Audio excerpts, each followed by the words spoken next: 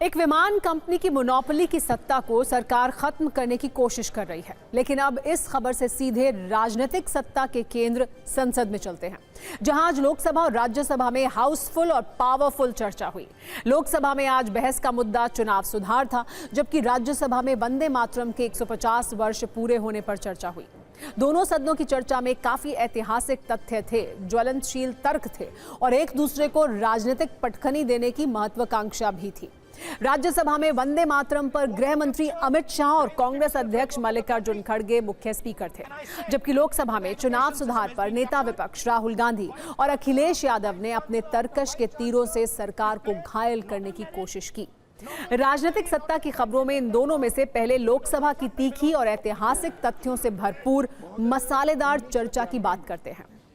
संसद सत्र के 7वें दिन आज लोकसभा में विपक्ष के पसंदीदा मुद्दे चुनाव सुधार पर चर्चा हुई, जिसमें विपक्ष की तरफ से एसआईआर, ईवीएम, बैलेट पेपर और वोट चोरी जैसे शब्दों का इस्तेमाल कर सत्ता पक्ष पर खूब हमले किए गए।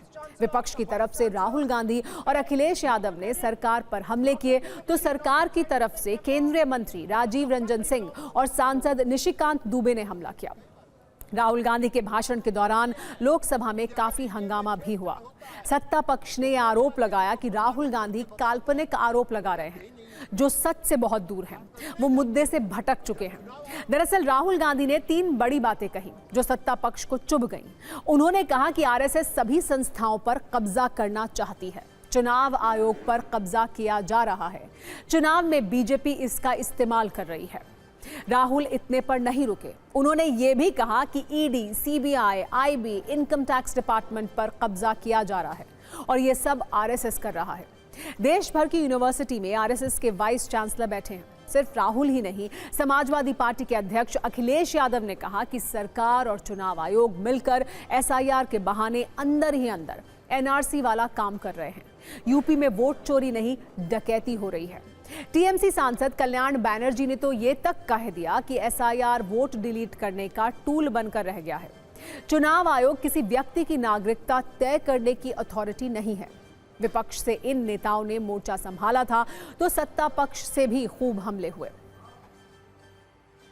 BJP is directing and using the election commission to damage India's democracy. Why is it that the CJI was removed from the selection panel of the election commissioner? What motivation could there be to remove the CJI? Do we not believe in the CJI? The project of the RSS was to capture the institutional framework of the country. And I said, the education system has been captured. Vice Chancellor after Vice Chancellor after Vice Chancellor is placed not on merit, not on capability, not on scientific temper, but on the fact that he belongs to a particular organization. Capture of the institution that directly controls the election system of a country, the election commission. Indira Gandhi ने इसी vote चोरी करके जब रायबरेली का चुनाव जीता और जब फैसला हुआ कोर्ट का, तो ऐसा सिचुएशन इस व्यक्ति ने पैदा किया, इस पार्टी ने पैदा किया कि आपको आश्चर्य होगा कि 3 जज को बाईपास करके एक ऐसे चीफ जस्टिस को बना दिया जो 8.5 साल तक इसका मुख्य न्यायाधीश रहा। मतलब ये एसआईआर नहीं है, ये अंदर ही अंदर एनआरसी वाला काम कर रहे हैं, क्योंकि हमने उत्तर प्रदेश में सुना है कि वहां के मुख्यमंत्री जी कह रहे हैं कि हम डिटेंशन सेंटर बना रहे हैं। वही एसआईआर में जिसका नाम नहीं, उसके लिए डिटेंशन सेंटर की जरूरत है।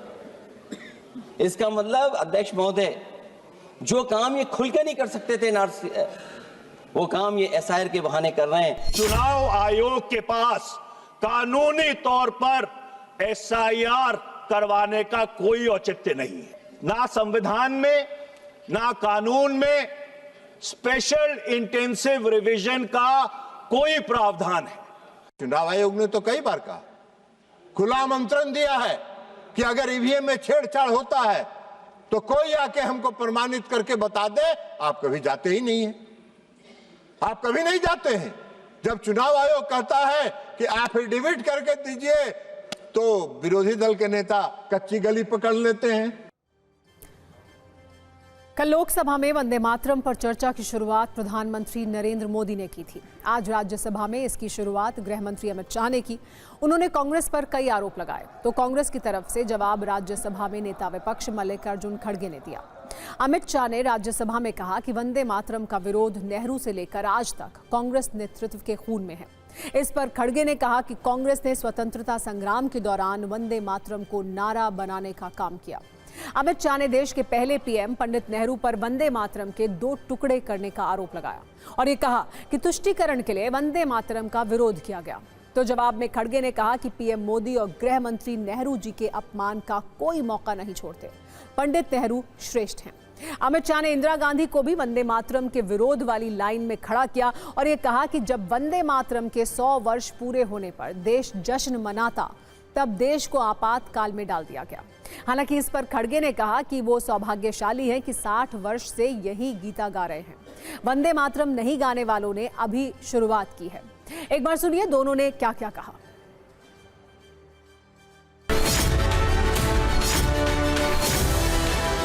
वंदे मातरम का विरोध आज भी जवाहरलाल नेहरू से लेकर आज के कांग्रेस के नेतृत्व तक कांग्रेस के खून के अंदर बसा।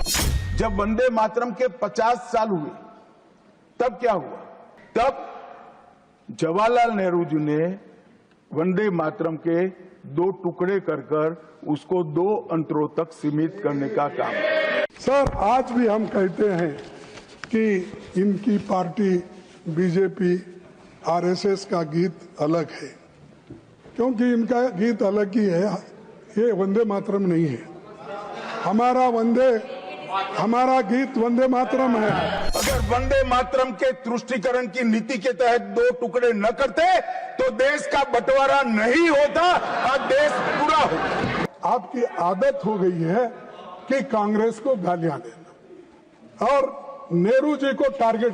अरे, नेहरू जी का इमेज खराब करने के लिए अगर आप बैठे हैं वो नामुमकिन है, वो सबसे ऊंचा है।